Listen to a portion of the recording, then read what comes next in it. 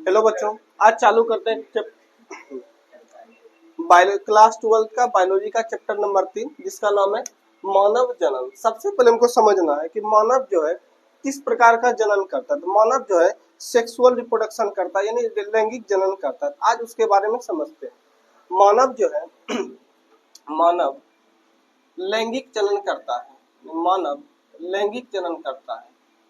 किस प्रकार का रिप्रोडक्शन करता है? ये मेरा सेक्सुअल रिप्रोडक्शन करता है मानव।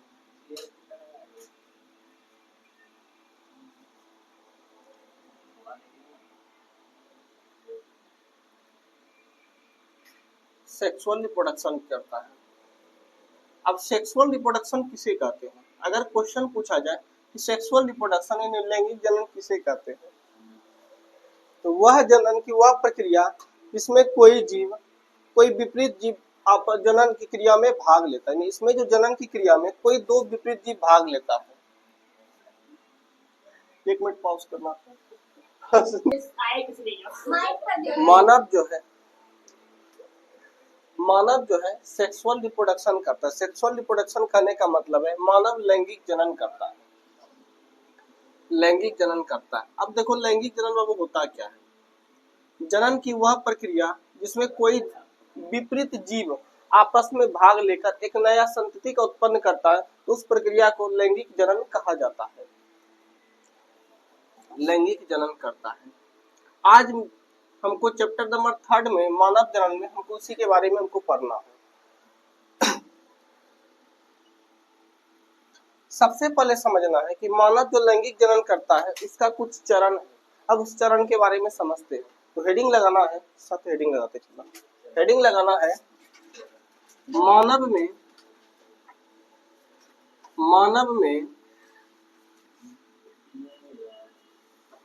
में लैंगिक जनन के चरण। मानव में लैंगिक जनन के चरण। लैंगिक जनन के चरण। तो मानव में लैंगिक जनन के कुल बहुत सारे चरण हैं, 5, 6, 7, 8 चरण हैं। तो सबको एक एक करके समझते हैं।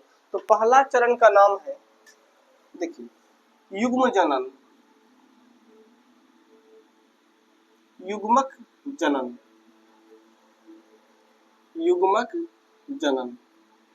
अब युग्मक जनन बाबू क्या होता है कि युग्मक जनन में एक अंडाणु होता है और एक शुक्राणु होता है। इस दोनों का जो होता है इसमें निषेचन होकर एक युग्मनक का निर्माण होता है।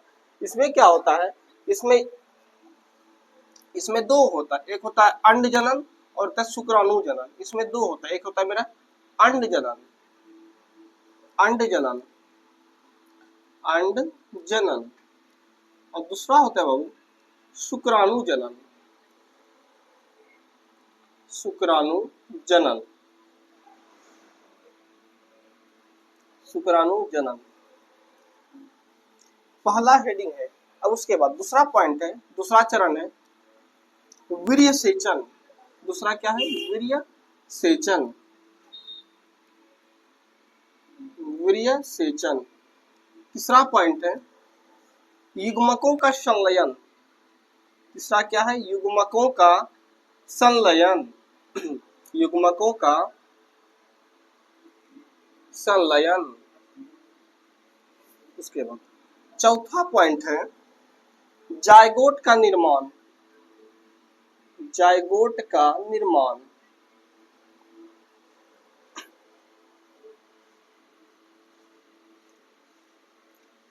जायगोट का निर्माण। पांचवा चरण है विदलन। पांचवा चरण क्या है? विदलन। छठा चरण है बाबू अंतरोपण। अंतरोपण। अंतरोपण। उसके बाद सातवां चरण है सगर्भता। सगर्मता।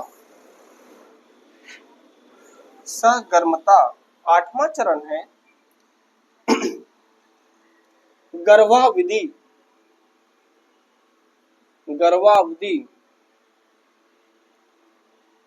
9वां चरण है प्रसव की क्रिया यानी प्रसव, और 10वां चरण है दुग्ध श्रवण। दुग्ध श्रवण, ये टोटल कुल 10 चरण है। पहला है युग्मक जनन, जिसमें हमको पढ़ना अंड जनन के बारे में, शुक्राणु जनन के बारे में। उसके बाद आता है मेरा वीर्य सेचन। उसके बाद तीसरा आता है युग्मकों का संलयन। उसके बाद आता है जायगोट का निर्माण। जब युग्मकों का आपस में जब संलयन हो जाता है, यानी अंडाणु और शुक्राणु जब आपस में मिल जाते हैं, उसके बाद जायगोट का निर्माण होता है। उसके बाद उसका होता है विदलन। उसके बाद होता है उसका अंतरोपण। उसके बाद होता है उसका उसके बाद है अगला सगर्भता। उसके बाद है गर्भाविदयी। उसके बाद है प्रसव की क्रिया। उसके बाद 10वां आता है मेरा दुग्ध श्रवण। अब देखिए, सबसे पहला हेडिंग हमको समझना है युग्मक जनन। 1 नंबर हेडिंग लगाना है युग्मक जनन के बारे में। हेडिंग लगाना है युग्मक जनन। अब पहले समझो पहले युग्मक जनन।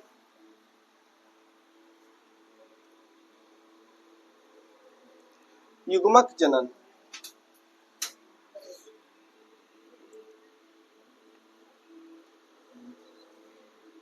युग्मक जनन 1 नंबर हेडिंग लगाना है युग्मक जनन, जिसको इंग्लिश में बोलते हैं जेमेटोनेसिस। इसको इंग्लिश में बोलते हैं जेमेटोनेसिस। इंग्लिश में इसको कहते हैं जेमेटोनेसिस। लिखना है, इंग्लिश में लिख लेना है जेमेटोनेसिस।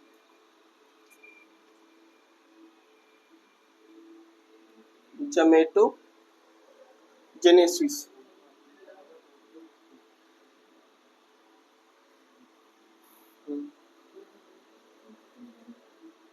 इसको इंग्लिश में क्या बोलते हैं? जेमेटोजेनेसिस। अब सबसे पहले समझना है कि जेमेटोजेनेसिस जो है 2 शब्द से मिलकर बना है। एक पहला शब्द जेमेटो और दूसरा शब्द जेनेसिस। पहला शब्द जेमेटो है, जोमेटो नहीं पढ़ना, जेमेटो, और दूसरा है जेनेसिस, यानी 2 शब्द से मिलकर बना है। पहला जेमेटो और दूसरा जेनेसिस। ये शब्द 2 शब्द से, एक पहला है मेरा जेमेटो, जेमेटो प्लस जेनेसिस। अगर किसी को पढ़ने नहीं आता है तो बार बार वर्ड को रिपीट कर करके पढ़ना। जेमेटोजेनेसिस, जेमेटो का मतलब होता है युग्मक और जेनेसिस का मतलब होता है निर्माण, यानी युग्मकों का निर्माण इसमें कैसे होता है, इसी के बारे में हमको अध्ययन करना है।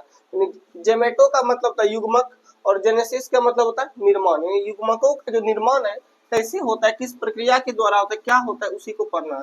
यानी जेमेटो का अर्थ हुआ युग्मक और जेनेसिस की अर्थ हुआ निर्माण। जेनेसिस का अर्थ क्या हुआ? निर्माण।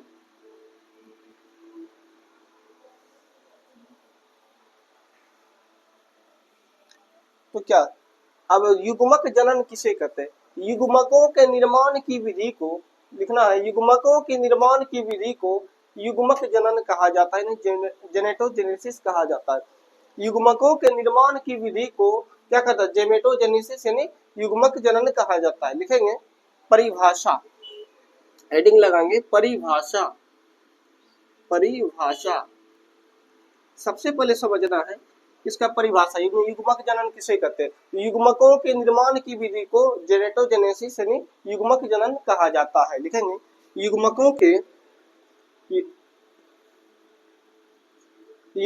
के पहले समझ लो, युग्मकों के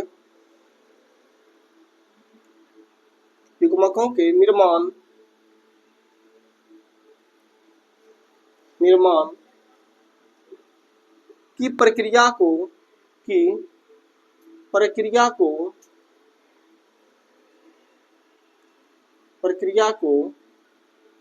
युग्मक जनन ब्रैकेट में लिखना जेमेटोजेनेसिस, ब्रैकेट में लिखेंगे जेमेटोजेनेसिस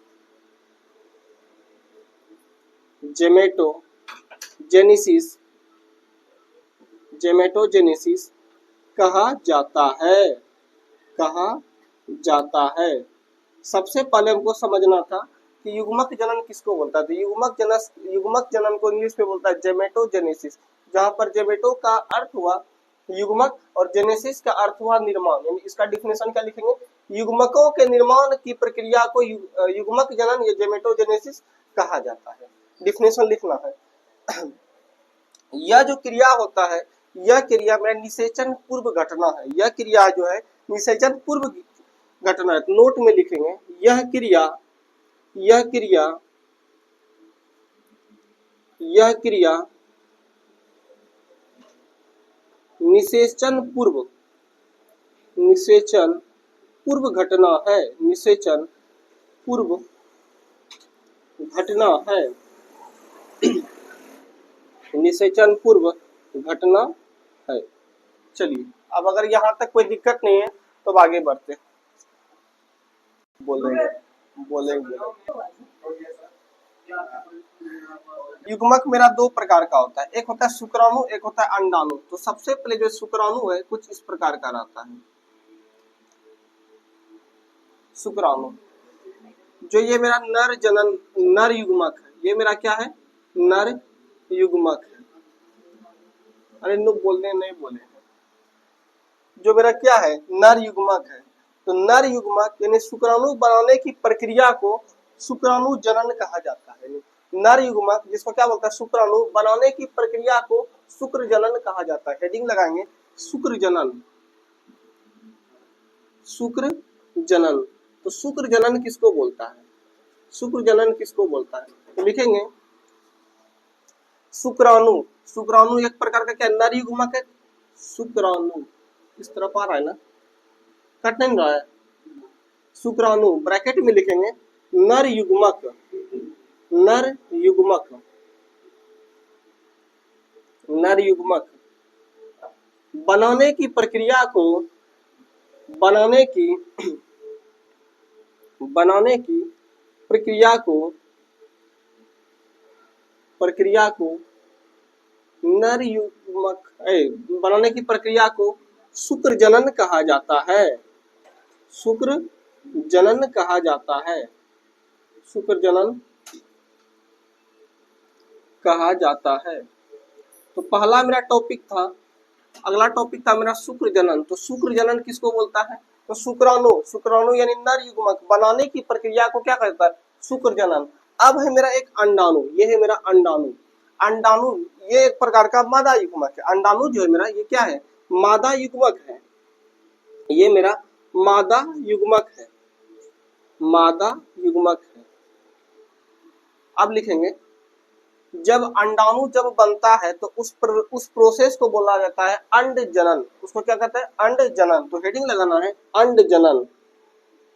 अंड जनन। अब अंड जनन किसको बोलता है? तो लिखेंगे अंडाणु। अंडाणु अंडाणु बोले तो मादा युग्मक। मादा युग्मक बनाने की प्रक्रिया को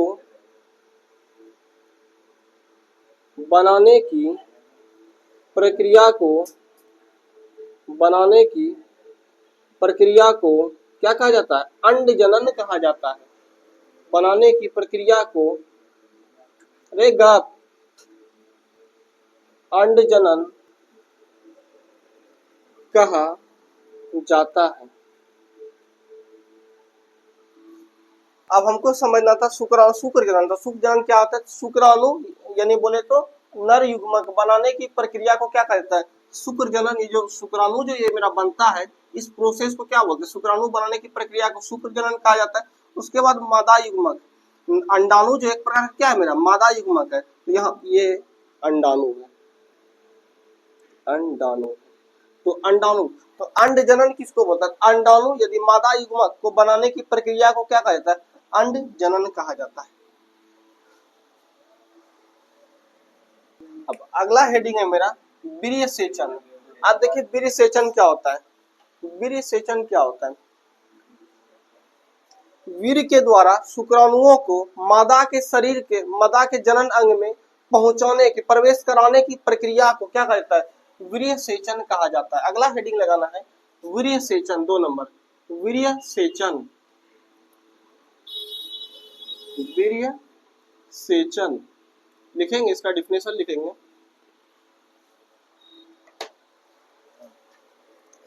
वीर्य की सहायता से,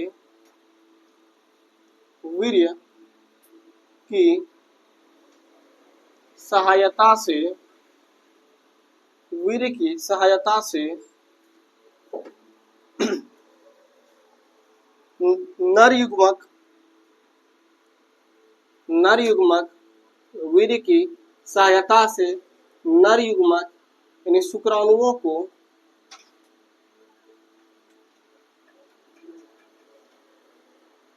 शुक्राणुओं को, शुक्राणुओं को मादा जनन पथ, मादा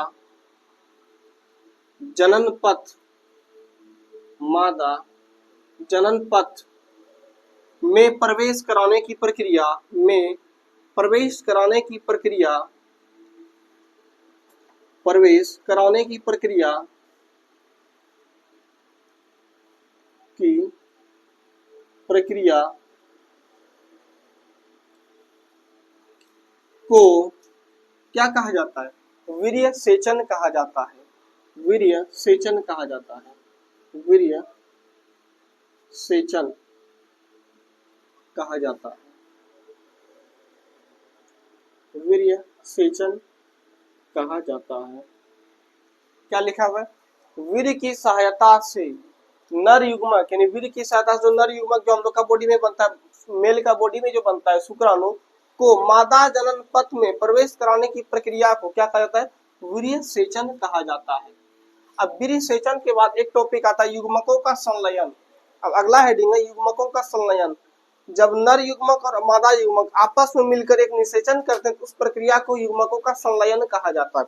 अगला हेडिंग लगाना है, अगला हेडिंग लगाना है युग्मकों का संलयन। 3 नंबर है मेरा, युग्मकों का संलयन, युग्मकों का, युग्मकों का संलयन, युग्मकों का संलयन। तो युग्मकों का संलयन क्या होता है? जब ना, अब युग्मकों का संलयन क्या होता है? जब नर युग्मक बोले तो शुक्राणु और मादा युग्मक यानी अंडाणु, जब ये दोनों आपस में मिलता है यानी निषेचन करता है तो इसी प्रक्रिया को युग्मकों का संलयन कहा जाता है। जब नर युग्मक और मादा युग्मक आपस में संलयन करता है यानी मिलता है, निषेचन करता है तो यही प्रक्रिया क्या कहलाता है? युग्मकों का संलयन। यह है मेरा नर युग्मक, नर युग्मक, नर युग्मक और यह है मेरा मादा युग्मक, मादा युग्मक, मादा युग्मक। जब नर युग्मक और मादा युग्मक आपस में संलयन करता है, संलयन यानी मिलता है, निषेचन करता है तो उस प्रक्रिया को क्या कहा जाता है? युग्मकों का संलयन। तो लिखेंगे, लिखेंगे नर युग्मक, नर युग्मक, नर युग्मक यानी कहने का मतलब ये नर युग्मक कौन होता है? मेरा शुक्राणु तथा, शुक्राणु तथा मादा युग्मक, मादा युग्मक बोले तो अंडाणु के संलयन की क्रिया को, के संलयन की क्रिया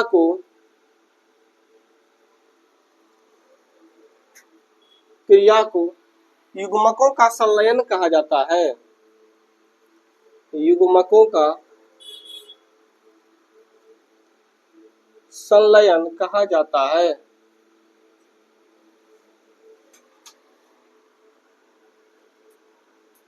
कहा जाता है।